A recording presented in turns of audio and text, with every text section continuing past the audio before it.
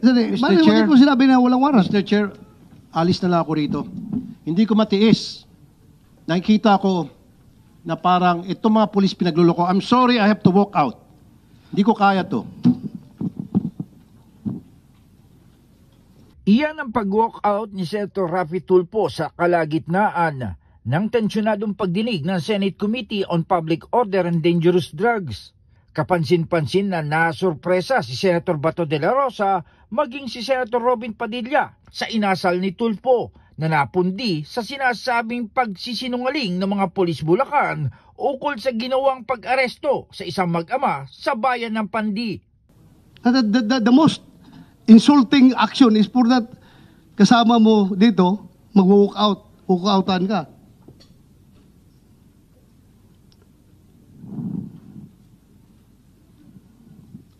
Anyway, that's his prerogative. Kung ayaw na niyang makinig sa hearing, kanya na yan. Ako lang man. I am trying to be fair here.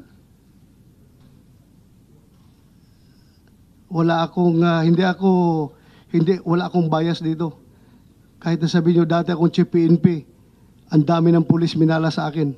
Ngunit matapos ang pagdinig, nagkaayos na ang dalawang senador at kahit siya ang nainsulto, si De La Rosa pa ang lumapit kay Tulfo at nagsorry. Pinuntahan ko siya sa lounge. Ako nag-approach mismo. At akong humingi ng paumanhin. Nagsorry ako na, sorry kung hindi mo nagustuhan yung pagpapatakbo ko sa committee hearing natin. Sana huwag ka magtampo kagad. Huwag ka sanang magtampo. At sana lang huwag ka muna humingi ka ng 1 minute suspension at kinausap ako, mag-usap tayo para kung how you want this to go. Ayon sa senador, hindi nagsorry si Tulfo sa kanyang pag-walkout, ngunit anya naiintindihan niya ang katwiran na labis na pagkadismaya sa mga inasal na ginigisa nilang mga pulis. At sabi pa ni Bato na pakonsuelo na lang ay nagpaalam pa si Tulfo sa kanya. Pero in fairness to him, bago siya nag-walk out, nagpaalam naman siya sa akin. Mr. Chairman, I have to walk out. Walk out ako, Mr. Chairman. Kahit pa paano nabawasan yung pagka-insulto ko. Di ba? Nabawasan ko hindi. Dahil paalam ko hindi siya. Mr. Chairman, mag-walk out ako. Sinagot din ni De La Rosa ang aligasyong binibaby niya ang mga dating tauhan sa pambansang pulisya.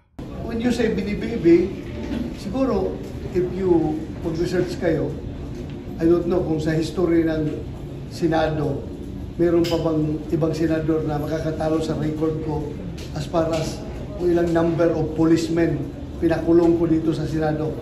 Ilang police ang sinite in contempt ko at pinakulong ko.